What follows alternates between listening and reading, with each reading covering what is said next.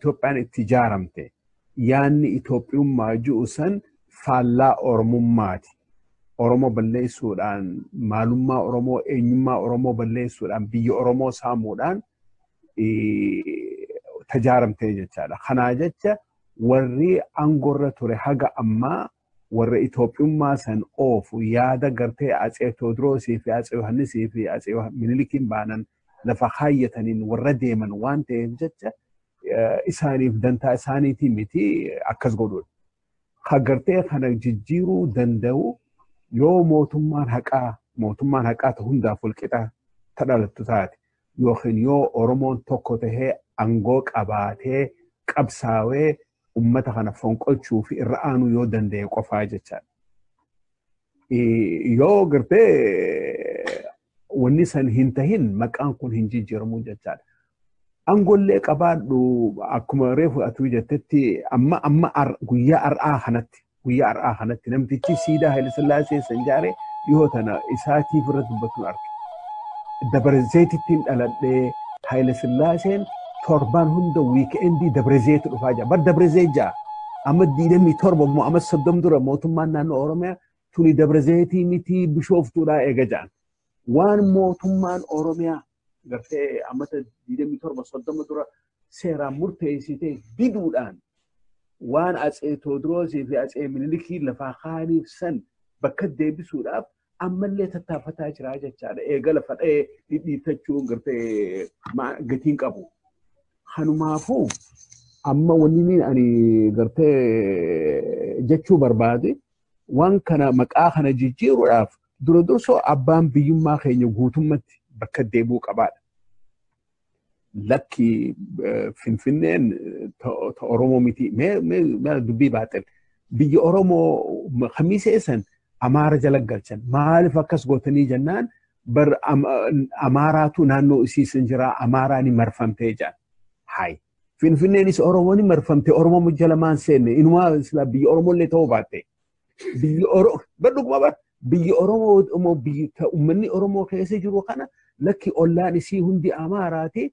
Oromiyaa jalan seentuuti Bahardaar Amaara jala seentii jedhan ichi dabarsan.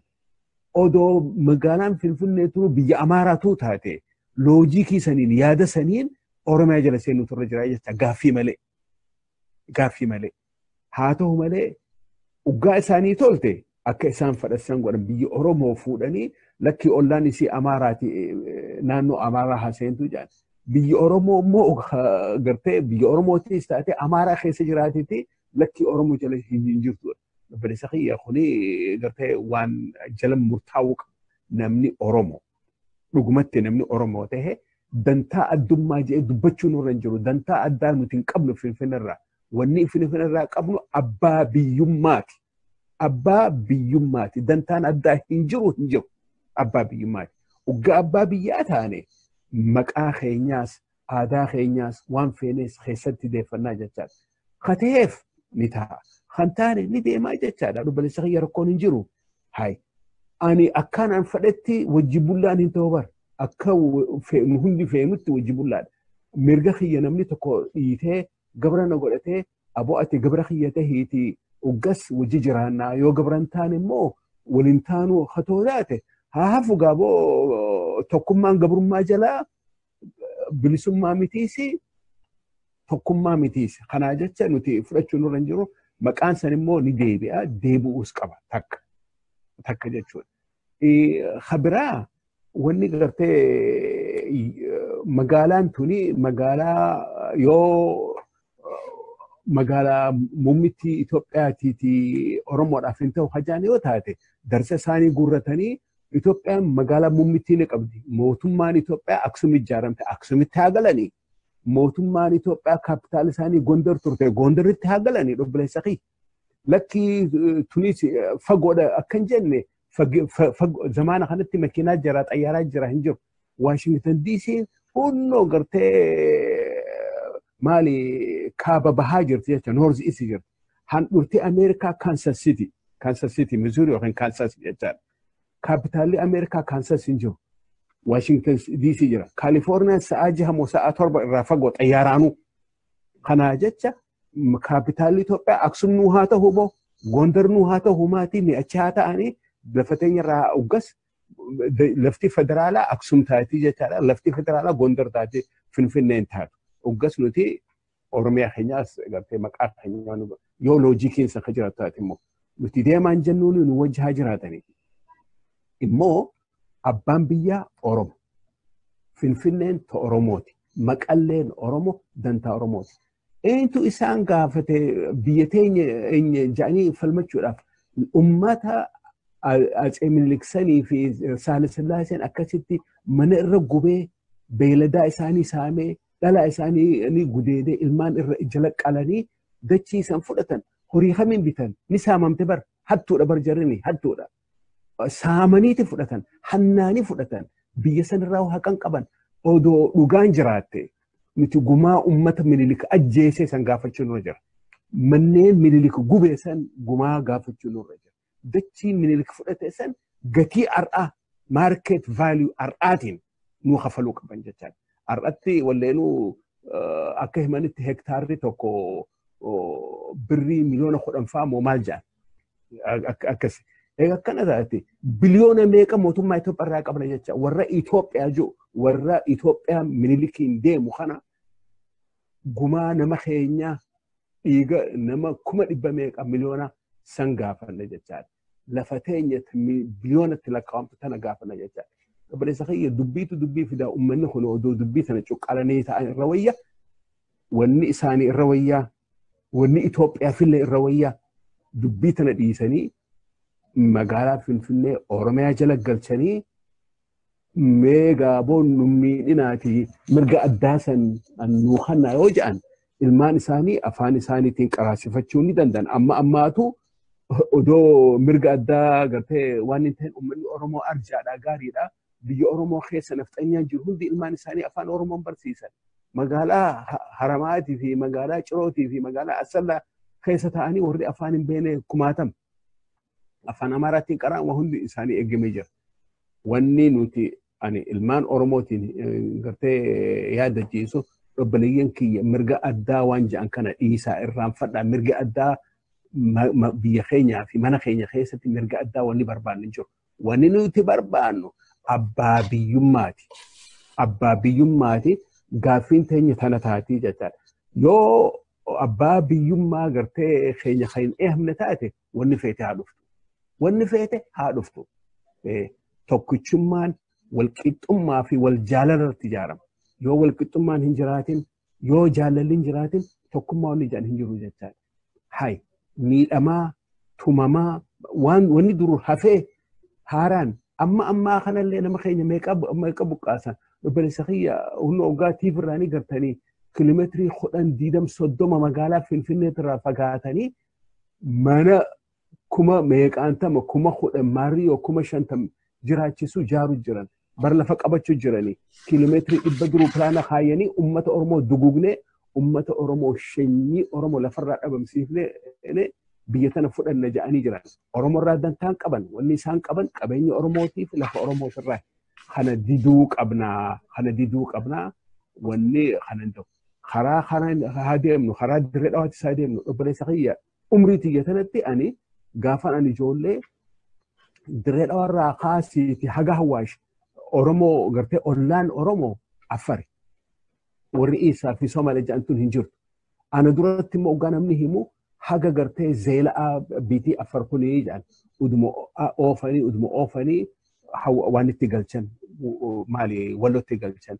Nuhoo karaa kanaan akkasumatti dhiibamaa jira jechaadha. Karaa Moyyaalee saniin biitii uummanni Oromoo dhiibamaa jira. Karaa hundoo ni gartan Aniyyaa kanaan magaalaan Jijjigoo akka saboo ummanni kuni gartee wanni Itoophiyaa jedhanii fi ummanni mootummaa Itoophiyaa qabate kuni ummata Oromoo kana mamaama saanuu godhate.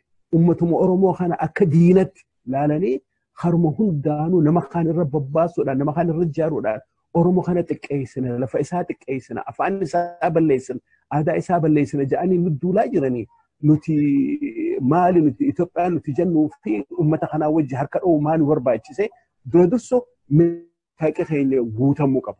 San booda wanni biraa tokkummaan baananii fi Itoophiyaan baananii fi wanni biraa san booda mirga keenya dhiitamaa خني قرتي وان حركة وينه فرقت إنه رجرومتي أكما قرتي أب إبراهيم جاءتي درسو نتي تكوتوك أبنا سينا خيني بروك أبنا إنما خيني بيخوك أبنا بدين رتي دلقمت بدين أبوتي خيني بيا خيني دلقمت سن هندا قبك أباني تكوتاني مرجع خيني قبصويني والرأني حق خيني سن دركيدان قرتي فدان طولان ديداني مو بورتادان خبرتي فني أبا بيجماتي في أرمما خيني جبي فني بيجي خيني حركة قواني عادا خيني أفان خيني وهند ببلي فني جرو غاري أكا أمة بلنسات جراتشو قبنا خنافي مو توكم مانو برباجسا هاتوكمنو قبصو خيني تافوفنو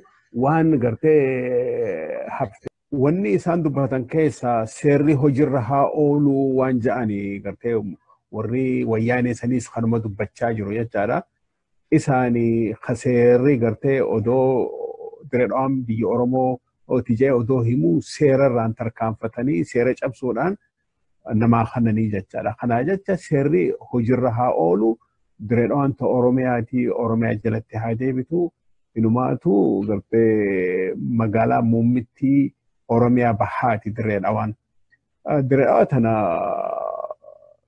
yoo akka dhugaa gartee namni seenaa isii akkuma reefu jeesanitti warri amma diradhaanii qabna je'ee Oromoo cinaa fi fiigee falmatu kuni warra gartee ganda saniin turre warra gartee ganda xiqqaatu keessatti afata jedhanii afata Iisaa jedhanii dhufanii achi keessa deddeemanii dhoortoofaa warra kadhatuu ture jechaadha. Yookiin akkanumatti fagoorraa dhufaniituma baaburaa wajji dhufanu Faransaayituun fidee beekte sandura أفري في أرموت بيسانتا أما يو غرتي أكما استاتستيكسي موتومان إثيوبيا باسي ويب سايت إسان الرجروه ماجوريتين مقالا سنيتي فنانو سني أوروب أمر تفبران قبو اللين وكان فكاتوتي وانكا أفرتمي سديتي يوكي شنتمي أوروموجا أمني أكا أمارا خوني ديدا مموميك أجا سومالين توني خدمو خدشان خدلما خدسديجا أكسي جاتا خوني مو بيخي خوني غرتي واحد دونتي نمتيجي اسماعيل عمر جيل لجان كوني دلتو دريد أواتي بيخا چت دلتي بيانمات تدك بريزيدنتي بيانمات هي جاتا إمو بيتي جبوتي جانسن بيتهون إسي حفو تجرى مالي في جنان لمني جبوتي هندي ورقا إنما مقالا دريد أوك أبا جاتا لمني توبياتي إيغا لمني جبوتي هندي لمني دريد أوك لمني توبياتي وبيتي جبوتي جام تنجرتو دانكاري توبياتو جبوتي توف جراتي جاتا تاكا قبر خان خراب راتين مقالا ننجورو خانا قيستي سومالوتا هدون بيخا لما سدي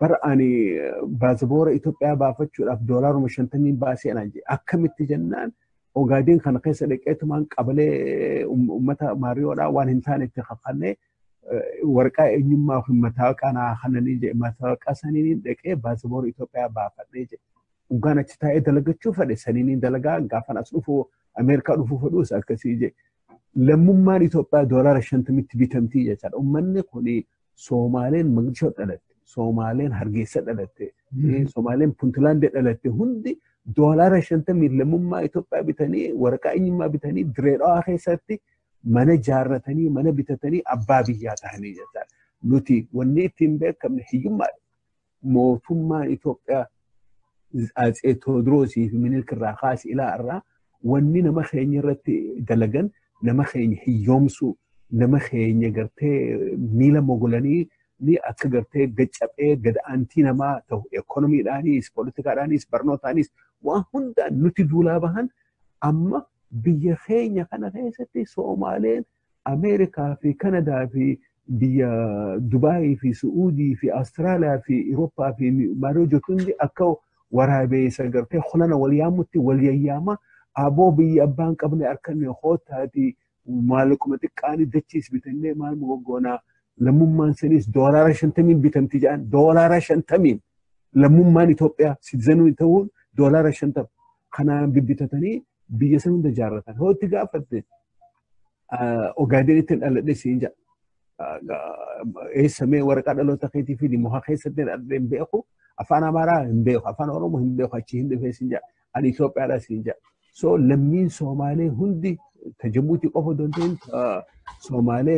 Somaalilaandii fi Puntlaandii fi Mogadishootii fi Jubbalaandii fi maaliin tun hundi doolaara 50 lammummaa Itoophiyaa bitattee guutteeti jirti biyya san keessa amma yoo magaalaa gartee uummata kijibaa waraqaa guurratee kana yoo dhiifne karaa kaaniin maaltu godhamaa jira nama keenya kanuma dhangaggoo fi maali himi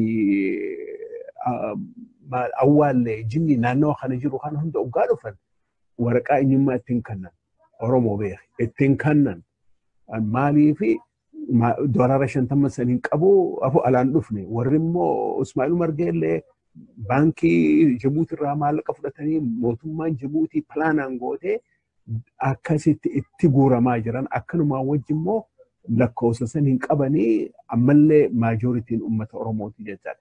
Kuni seerri dalagarra haa oolu akka Tigreen jettu saniin ja'arrahe seerri akka Wayyaaneetii saniin ja'a seerri dalagarra haa oolu seerri maali magaalaan Dirree Dhawaa magaalaa Oromooti Oromiyaa jalatti haa galtu.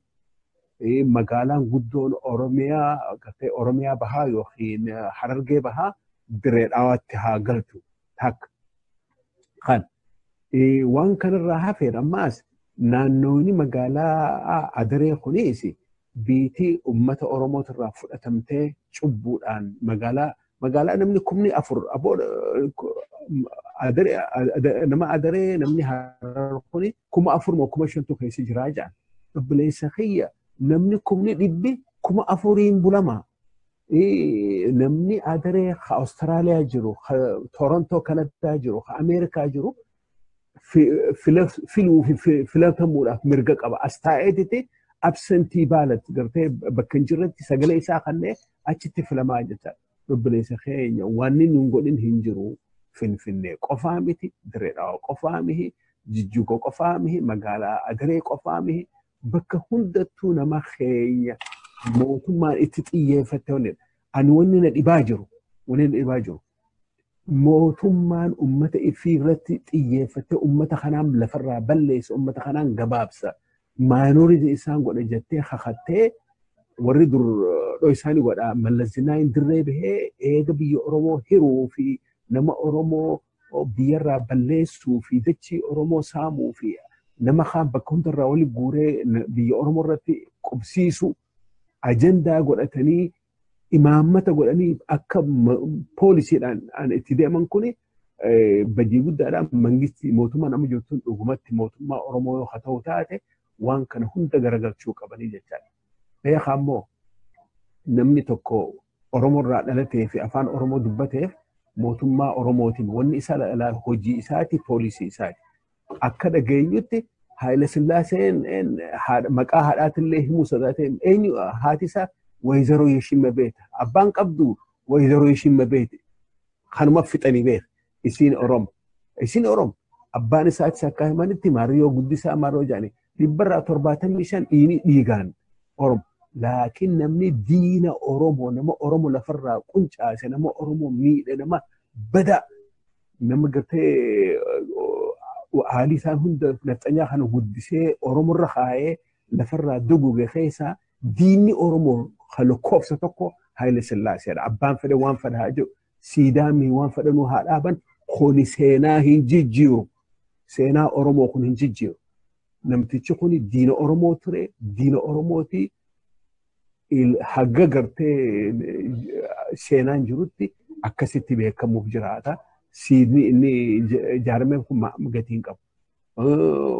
Warri Wayyaanetis kanuma godhee jechaadha. Amma gaa Mangistuu Hayilamaariyaam gaafa nama fixu hayyoota Oromoo lafarraa fixee gabaabse. Uummata Oromoo biyyarraa baase tokko Mangistuu Hayilamaariyaam kan. Mangistuun kun haadhaa fi abbaanuu dhibbatti Oromoodhaa jedha. Yaa obboleessa akkamitti namni diina Oromoo kuni akkamitti gadigaloo namaa kuni Oromoo diina kana fixee arraan tana Oromummaa himata arraba. Oromoo namni tokko ani abbaan kiyya Oromoo Maariyoo jedhee himachuudhaaf waan ta'uu danda'u. Yoo akkana taate Haile Sillaasee mootummaa Oromooti nafxanyaan isaat akkas jetti. Mangistuu Hayilamaariyaam mootummaa Oromooti jedhan. Mootummaa Oromootiin kan isaanii ture jechaadha. Uummanni kun eega mootummaa Oromoo ta'an poolisiin isaanii hojiin isaanii rakkoo fi gartee gidirama asiin dura badii uummata Oromoo irra geessan hunda sirreessuu qaban. Siidaa Haile Sillaasee ijaaruu fi Amaara faarsuu fi Itoophiyaa Amaarii yoo jedhanii faarsuu dhiisanii haqa biyya san keessatti haqa mul'isuu qaban. Nuti haqa Oromoo qofaa mul'isan hin jennu. Amaarillee nu haqa qabaate haa mul'atuu fi Tigreenis haqa qabaate haa mul'atuu fi immoo kan nuti beenu haqi Oromoo kan miidhamee dirree taa'aatiti kana sirreessuu qaban. Yoo kana godhuu baatan nuti mootummaa Oromooti jedhanii dubbachuunis gatiin qabu. Kanaaf dirree dhawaan hatatamatti seeraan akka seerri hayyimutti Oromiyaa jalatti galuu qabdi kanaan ja'a. Biitii wanni biraa immoo nama gartee lammii biyya alaa ta'e lammii Somaaliis haa ta'u, Jibuutiis haa ta'u, maal haa ta'u akka gartee holana waraabeessatti wal yaamee magaalaa sanarra qubachuu jiru kanaas haa dhoorkani. Uummata kana akkaataa gartee akka Tirampitti dallaa ijaaranii uummata kana haa ittisan hin jennu immoo sistema addaa baasanii namni lammummaa qabu baasaaboorii Somaalee qabu baasaaboorii Noorweey qabuu fi Jarman qabuu fi Suudii qabu ani lammii Itoophiyaati jedhee maqaa Somaalee himatee achi dhufu namni fi ofiishaala Jibuutii ta'ee achitti gartee poolisa Jibuutii yookiin ministeera Jibuutii yookiin hojjettuu mootummaa Jibuutii ta'ee yookiin ugaa asiihis waraqaa qabaate kuni dubbii ajaa'ibaati. Kanaa jecha dirree dhawaan Oromiyaa jala deebi'uu qabdi. Finfinneen Oromiyaa jala deebi'uu qabdi. Mirgi Oromoo waan ta'uu qaba. Inumaatu affirmative action nu barbaachisa dhobbileessa kiyya. Affirmative action. Maal jechaadha nama tokko ammamee cehinsa maaraatoon haa jalqabanii tokko qabanii hidhanii gaadiyyitee hiitee eega namni kiiloomeetirii 20 fi 30 deeme booda aboo isin amma ol qixaati hunnoo gaadii sirraa hineetii fiigee dhaqqabiin wayii taare hin ta'u. Nuti poolisii imaammata mootummaatiin Minilik irraa kaasee Haile Sillaasee irraa kaasee darbuu fi wayyaanee wajji poolisii mootummaatiin akka namni Oromoo ekonomiidhaan gad aanu barnootaan akka duuba hafu akka biitii teenya saamamtu pilaanni karoorri itti baafatamee waan dhawamaa turreef jecha badii waan poolisiin mootummaa gartee nu miidheef jecha har'aan tana gargaarsa addaa affirmative action gargaarsi addaa nu kenname ta'uu qaba. Akkana jechuun maal dachii teenya irraa ari'amne dachii teenya sanarratti nu deebisu. Kondominiyeem ijaarame kana hunda nama miliyoona biyya Somaaliyaa irraa buqqeessan fidanii achi keessa galchuu. Nama Oromoo dur warri nafxanyaa gaafa dura qara'u boarding iskuulii keessatti ilmaan isaanii hunda baadiyyaa irraa guuranii mootummaa nyaattiftee obaaftee uwwistee gaafa vaakeeshin deeman maallaqa kananii fi otobuusa irra kaayanii ganda galchanii fidanii akkasi qaraasanii nama keenya akkasi qaraasisu. Lafa Oromoo fuudhanii hiranii fi nuti nama lafa biraa nu haa hiran jennu keenya nu deebisu.